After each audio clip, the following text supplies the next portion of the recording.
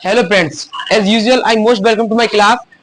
और हम आज अगली जो पोएम हमारी नेक्स्ट पोएम है उसको करने वाले हैं, जिसका नाम है ट्री। ट्री जिसका नाम है और उसके पोएट मतलब जो है कवि हमारे कार्ल सैंडबर्ग। पोएम है ट्रीज और पोएट है कार्ल सैंडबर्ग। तो आज हम इसके बारे में पढ़ेंगे। ये कुछ क्वेश्चंस है जो बोर्ड पर लिखे हुए हैं, जो कि मोस्ट इंपोर्टेंट क्वेश्चन है और जिनके चांसेस जो होते हैं एग्जाम में आने के ज्यादा होते हैं। तो चलो स्टार्ट करते हैं इस क्लास को। तो पहला प्रश्न है हमारा, where are the trees in the poem. मतलब कविता में पेड़ कहाँ है, मतलब जो वृक्ष है कविता में वो कहाँ है। वॉट डू देयर रूट्स, मतलब वॉट मतलब क्या, डू मतलब करती है, देयर रूट्स मतलब उनकी जड़ें और उनकी पत्तियां और उनकी ट्विक्स डू करती है। सॉरी, ये है हेल्पिंग वर्ब, ये हमारी डू है, प्रेजेंट इंडेफिनिट की हेल्पिंग वर्ब है, जो कि रूट्स देयर लीव्स और ट्विक्स के लिए आई है। ठीक है, इसको अगली बार फिर समझते हैं एक बार और। Where are the trees in the poem, यानी कविता में पेड़ कहाँ है। What do their roots their leaves and their twigs do, मतलब उनकी जड़ें, उनकी पत्तियां और उनकी टहनियां क्या करती हैं। तो इसका आंसर हमारा इन द पोएम, मतलब कविता में trees are in the poet's house, मतलब कविता में जो पेड़ है वृक्ष है वो कहाँ है, कवि के घर में है। कविता में जो पेड़ है हमारे वृक्ष हैं वो कहाँ है, कवि के घर में है, मतलब लेखक के घर में है, राइटर के घर में बोल सकते हो। बाय द वे पोएट है तो कवि के घर में है।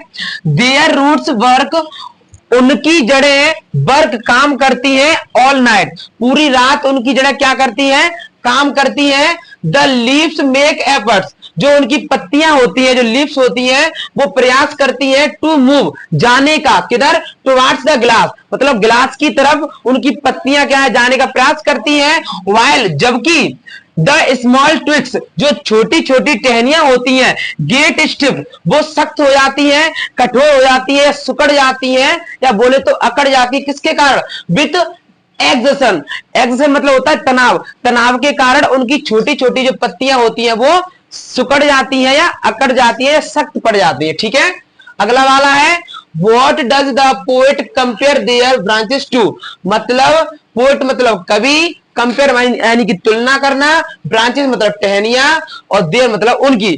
तो कवि उनकी टहनियों की तुलना, कंपेयर किससे करता है, कंपेयर टू मतलब तुलना, ब्रांचेस टू मतलब किससे, उनकी जो टहनियां है, ब्रांचेस है, डगार बोलते हैं, वो उनकी तुलना हमारे जो पोएट है कंपेयर किससे करते हैं।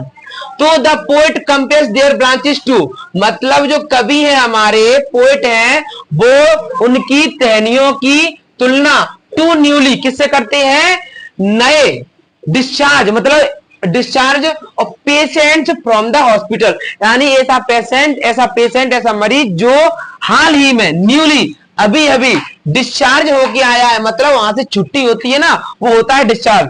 तो वो किससे तुलना करते हैं, ऐसा पेशेंट या ऐसे जो मरीज जो कहां से आए हैं, हॉस्पिटल से अभी अभी डिस्चार्ज होके आए हैं, इनसे हमारे कवि क्या करते हैं, ब्रांचेस जो होती है टहनियां उनकी तुलना करते हैं। ठीक है, अच्छे से समझिएगा। अगला वाला है थर्ड वाला, what happens to the house, मतलब घर में क्या होगा या घर के साथ क्या होगा, व्हेन जब, द ट्रीज जब पेड़, मूव आउट मतलब जाएंगे, आउट करे, आउट मतलब मूव माने जाना, और आउट मतलब बाहर, ऑफ इट मतलब जब इट, यहां पर जो इट है ना हमारा, ये अपना ये इट है वो होम के लिए आया है, मतलब हाउस के लिए आया है।